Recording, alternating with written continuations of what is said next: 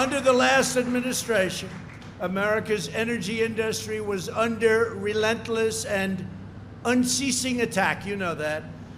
But the day I took the oath of office, we ended the war on American energy and we stopped the far left assault on American energy workers.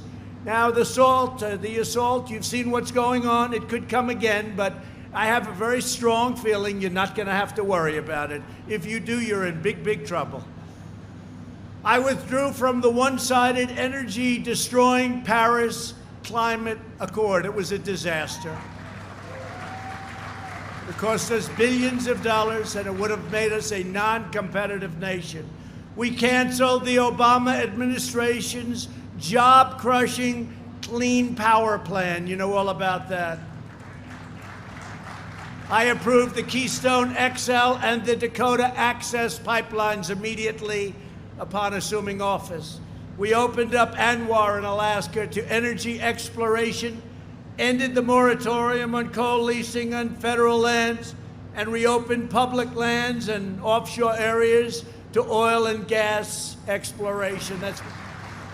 While my administration is fighting for workers like you, the radical left, have you ever heard of the radical left, Brian? You don't want to hear about them.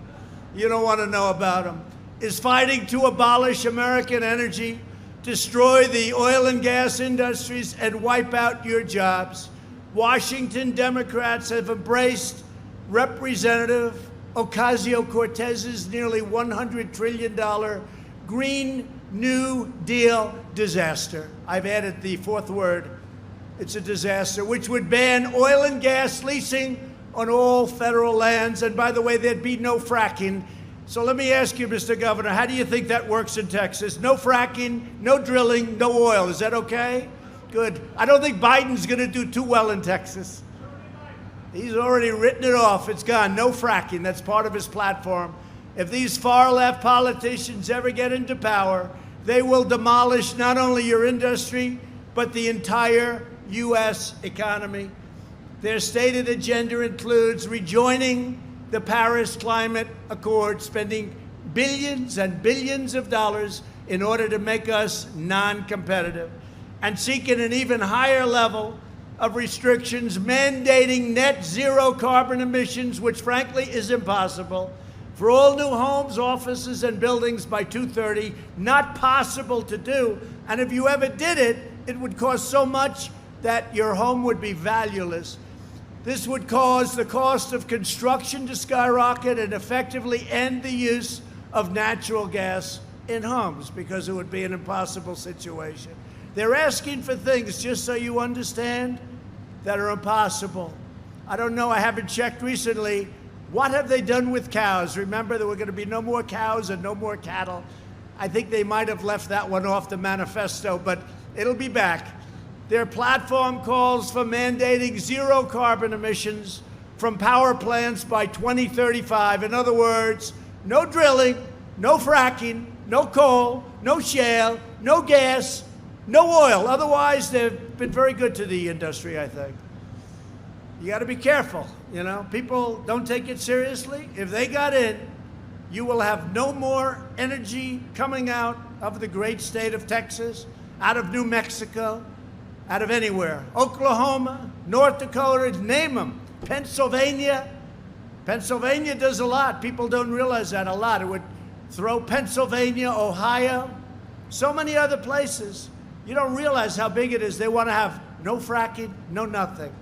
The policies required to implement this extreme agenda would mean the death of American prosperity and the end of the American middle class.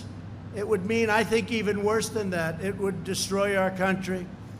I used to say would become another Venezuela. Same ideology, you would become another Venezuela. Venezuela used to be one of the richest in the world per capita, and period, one of the richest in the world, among the largest oil reserves. Now they don't have water, they don't have medicine, they don't have food. They got a lot of oil, it doesn't matter. It doesn't seem to matter. They don't have anything. And that can happen to us. All you have to do is look at Portland.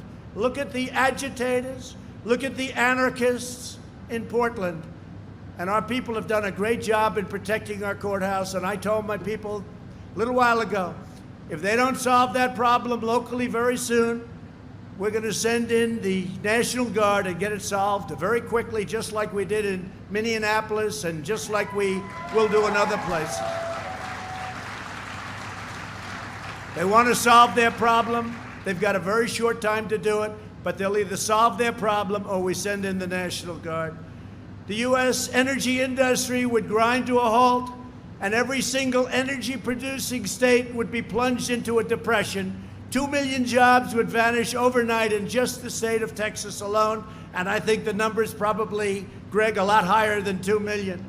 Millions more would disappear in New Mexico and Ohio and Colorado and Pennsylvania. By imposing these punishing restrictions and beyond restrictions, the Washington radical left, crazy Democrats would also send countless American jobs, factories, industries to China and to other foreign polluting states. They want us to take care of our air, but China doesn't take care of its air. In all fairness, India doesn't take care of its air. Russia doesn't take care of its air, but we do. Not on my watch, it's not going to happen, I can tell you that.